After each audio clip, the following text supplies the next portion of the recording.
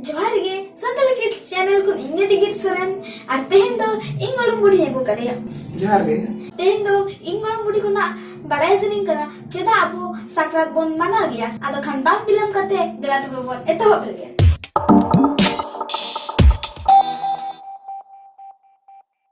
अच्छा गोड़म बुढ़ी नुआ साकरात रमा अबो लेटो को पीठा को डुंबुक को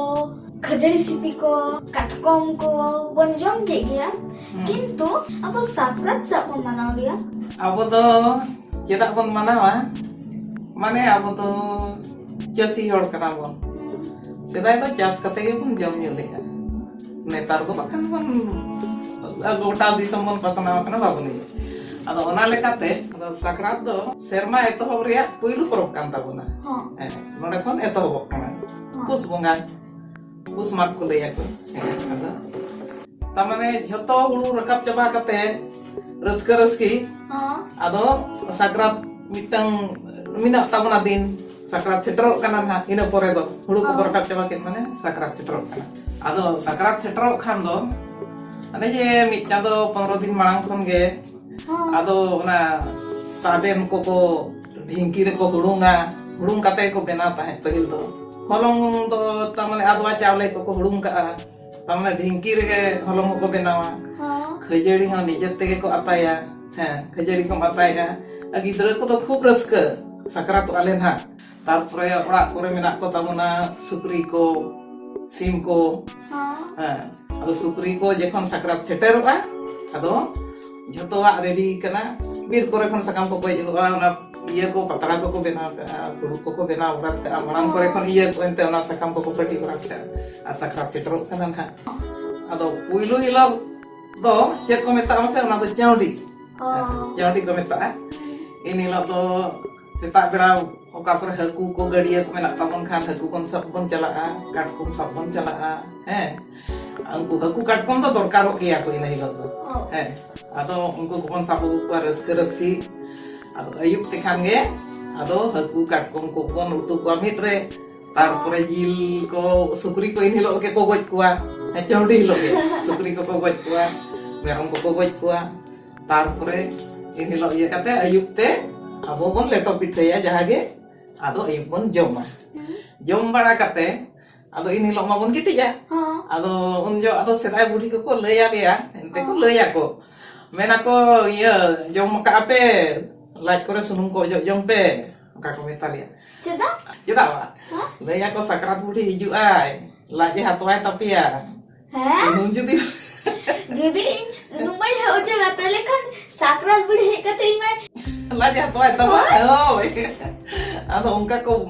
अदो होइतो ना दो पाचे होजम को होजम ना खातिर के को होजो चलिया अदो इनके के लैया मा से सेदाय बुढ़ी दो अदो इन ता होजो जम पे साकरात बुढ़ी हिजु आय बखान लाजे हातवाय तपिया अदो इन हिलो माबन जम के आबो गिति पड़ाय रबन तारपरे दोसार हिलो दो भोर खन गे तैयार बसंग दको एहो बाको आयोते को हैं लेटो याको पिठा याको तारपरे फुड़ू को बेनावा पतरा को बेनावा हिलो दो जेत मासे सिंह साकरात बन मेता कना सिंह साकरात अदो जम याबन गोटा सिंह बेड़ा हो रेंगे जित में तीन मुर्गन जम बड़ा करते गुर जो रके को होवा बन गया जम बड़ा करते जेत बन चिके मासे गिदरा को दो मिटन खाला रे लेटो पिठ तामने गुड़ ताबेन खजड़ी ओना को संभावते अदो को मेता को दू नोआ दो साकरात बुढ़ी इदी हटवाय पे ओकरे ओना दो ओकर को इदी तो आता है ओना दो दो बटी रे को इदी तो का दो बटी हां दो बटी रे ओना दो साकरात बुढ़ी लगी को इदी तो का अब जम बड़ा करते तारपरे अदो ओंडे खन हेज करते अदो ओना मा इदी तो आदिया तारपरे आयो ते को चेक को चिकेया मसे अदो अबो मा बोंगा बुरु हड़ कना बन अबो बन जम न्यू के रे हो आर हो नोंका गे कोई को गज कान ताबोना के माना कान ताबोना उनको को लगी आर हो तैयार बसंग को छुटो तुपु बड़ा करते अदो ओने तुपुन को चला ना जम बड़ा करते अदो दिन बेड़ा रे दो अदो बहु कुड़ी को तुपुन को चला तुपु खर्चा को तारपरे सेदाय दो अबो दो बोंगा बुरु लगी तो ये रे ताबेन हो बन हुड़ुंग ताहे प्रका गे Cek leka? Oka hilok bongkaya, oka hilok bongkay to. In hilok ona chet ko metak kana ukhur. Ukhur to na bam nyela ka je ona. Ona ukhur re taben ko hurunga. Hurung te ko tarpore ona taben ko furuk ko patia, bonga furuk ko patia. Tarpore hadi furuk ko patia. One ona ko benawte ado aburin hapram ko jaha ko goj akan tabuha golom ram golom budi ko jaha ge dai ko mai ko unku ado ko bonga buru ako bu kuri ko aro menak bona hor adi gan ge onka ge kuri gidra ko kimba ko unku do chet ko chikaya unku do maji buri tupun ko idiya maji aram maji buri tupun ko idi kina ora hopon do maji aram ko idiya ar kuri hopon do maji buri ko idiya ini ya ko ado sering-sering teko jalan sering-sering teko jalan sering-sering teko sunum sasang ko idia endo do sunum sasang ko ojog ya abo to kon ojog ya bocor re tang noa porob re do sunum sasang kuri opon do kon ojog oh sunum ko mon di kana sasang ko jo torit kate mon di ka maji buri mo idia ojog iya pon tupu kate ado aro iya agu kate ora re ado maji haram do ठीक निकतिन taiga नामदा सेंदो कोड़ा गिद्रे को चला को तुमदाक टमाकाते आदो को बेझा को मेताया को चलो बीताले में आदो ओना चलायना मजी हराम हाटा ताई हाटा रे जागे चेक को ताई सोच सपाप सिंदूर को ताई ये को ताई तारपरे हंडी को ताई चेक को ओना को आजा सोच सपाप ये करते आदो उनको कोड़ा गिद्रे को हराम हुड़ को आदो तुमदाक ru te ko chala ado one je tunda ru te sering-sering te ko chala do bija ku bidan ha ado ona re age mitang sering one jemon uduk chala kan do kona bija bit unjo tunda ko koru idia kama ko koru idia ado ona re age mitang sering inde ya mah acha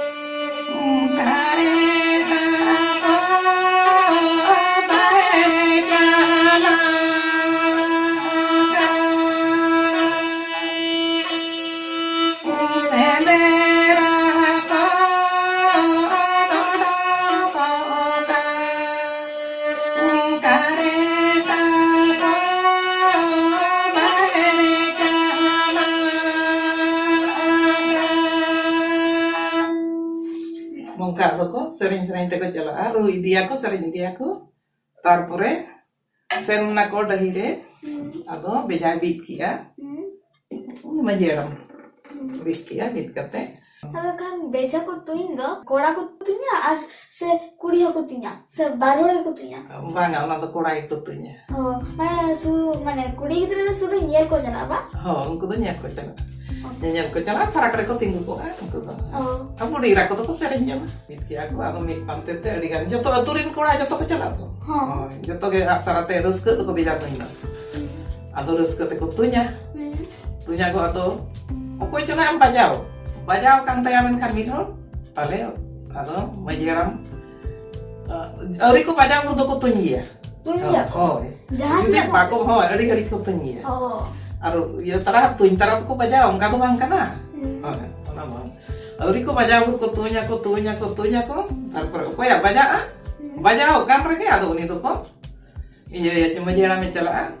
ona mas to paga tukar ce ma ona iya beja do mak tamane one kaira dare ko bita kan ona kaira dare ma gai mak to pakte uni asar ko ya sar mena ona sar to pai tu da atau ona sar sala itu go ke uni apa bajao kan tai do pai sar uni coba Budhi ona sari tuti gedo amam le dia ona sar ar na kaira dare goga kintu sar na kaira dana ma bayat ko lagat do acha ona sar banga ona sar atkal ya na un marang to bakoman to on sai ko makanya node jadi sar bi kana tale kan no te opon ko khandre ya note mat ko khandre ki ya tarpore ado na sar to nungka kate sar ke go ga nungka tarpore ni to ghona kate ko gui ya to ko घोड़ा तो जहाँ घोड़ा की तरह की को घोड़ा ही है उन्हीं को बजाओ कर दो उन्हीं को घोड़ा ही है घोड़ा करते को अगुइया रू अगुइया को तुंदा टमाक तारपरे अदो नोते को हेज अगु लेनखान कुड़ी को कोड़ा को एनेजा एनेज ते मजियारा मोड़ा को चला मजियारा मोड़ा रे अदो उन्हीं दो ओंडे जगह को अरुगिया मजी बड़ी घोड़ा होचो करा उन्हीं अरुगिया कोई घोड़ा ही उन्हीं अरुगिया majeram mo rugi ko tarpore rukhir kate ado hadi ko ponyo ya ko ar one je mimitan jaga ro ema ko ya ko dhuti ko ma ko ko bajao ka ni dhuti ko ema ko mimitan jaga ko ko ema ko mimitan jaga ko ema ko tarpore na sakrat ma ini lo sardi hilo sing sakrat hilo nama bon kora pian tarpore ado dosar lo ar baske menak tamu baske hilo ini lo do cek bon cike amase koda gidre ko to gani ko asen ko chala ar kudi gidre ko to ma budhi ko unko do ran akring ko chala ran ko akrinya onka ado ona mente ko uduk ora ko chala taben ko kejadi ko emakwa adi ko emakwa tarpore ar jagi chale ko emakwa kejadi ko emakwa abo to ona rege jemon jahage ko atur ko emakuna ona iya te mon chala koda gidro gani asen ko gani ko idi kidia unku ko kejadi ar chale ko emakwa ar kuri opon do ne onka ran akring ko chala ran ko idi ko ta okoi pe hata me okoi pe hata onka ko le ran okoi pe hata atau je ran legu kayo mase atau ko legu ta yuran legu ka tol ran legu mane ran mane je ran to ini ku to robola ko na to jemon gani on chalao kana gani ko ene je ku gani kina mena ko ku gani to busubrin mo benao ko busubrin ko benao ko aku pora gitu tiko jangan ko benao to ko benao ta ko ado ku ge gani ku gani asen gitu ku tara ko chalak kana aku ku sereng gitu ya ko bukan ko seno onde ge ko khub ko serenya dinta padum lakar padum onka ko serenya ar budi ko one onka ku iya leka ko sajau ku ku ran akring ku leka ge jemot bajker ku leka ko sajau ke ado onka ku akrinya ko onka te menak tabona wa miten ya ado ar ini lo do Jemon okoy ko nongka ko goj gur akan hor ko okoy orak kore jemon haram ko budi ko goj akana sakrat basker ge abo to unku do jatri bon idi kuwa jatri mane huyuk kana abo sumung do bang kana tamane sara prithibirin abo hor santal adivasi abo to na sakrat somoy ge jahan ge ayo gojen babai gojen kimba gidrai gojen jahan nya gojen abo to sakrat somoy ge mit saute jatri do bon idi kuwa ona mitang tahe kan tabona nitok no ha onka to baku kami kana roka ko kami ya ado un jo do ado okoy budi cho okoy haram cho khu raska gea tale uni chet kon chike enej to bodu kidiya na duk hodu orak hor do ko raga ar atu hor do ko raska ya serenya ko ar sereng tege ko idiya enej aku gud enej te ko idiya jatri tandi arho adi jayga re nongka ge jotto ekdom ore do gada bon sen akan onem sen len khan ra ho sanamiya terus ke hum bujira ore do okoy cho hopon gidra kana uni do chere chike banu ko ta chili ho aj baba saje goj kana kin chere chike uni ho jatri ko idi kale sajao kale ako unka mane oko uni gidra aj baba go idi kan do ne jatri na idi kan do unka saja ado duk salat te raska ho mena ona do jatri tande enej ho ko enej ar ra ho ko raga unka jatri tande to bam raga hor ko nyel tege raga cintum bujura ar noy abo jahan jemon abo rak kon ko idi ya jatri tale abo do bon ragi ya ar eta hor do ko sereng jom kan ado onare mitang sereng ile yam kana ona ko sereng duk salat kana duk sereng kana ado badai do ka me ta khona ina kana bujur ai bujur manca bang layu budi hoy to mina nyen leyak mi judi bain tahena tale okoy layam tale mitang duk sereng lang sereng lagi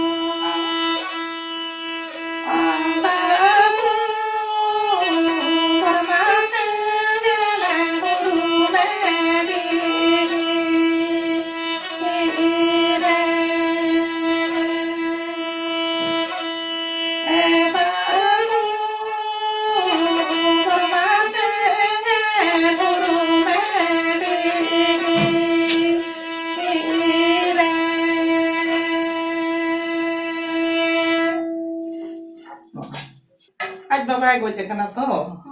ado one je aj baba ge halange ay ona idi kate abo do nongka jatri chala jho do ko serenya ko thuli ko roga onde ge ona ko ko serenya ado duk salak te duk do mon jawa ki nore kon kalum aro nongka ge sakrat cetroa ado reski din bon khado tale ma do tein do nore ge lang bichena मा तबे sakrat इदी काते बन बडाई किया और sakrat ना जम new इदी काते बन बडाई किया रस्का इदी काते बन बडाई किया रगोर को इदी काते बन बडाई किया sakrat रे दुख इदी काते बन बडाई किया मा तबे तेन दो इना गे नुआ वीडियो पे कुसिया खान लाइक ताबन पे कमेंट ताबन पे और शेयर ताबन पे और अगर को नितो आले चैनल रिपे सब्सक्राइब आले चैनल सब्सक्राइब का ताबन पे मा ताले खान तेन दो इना गे Bye bye!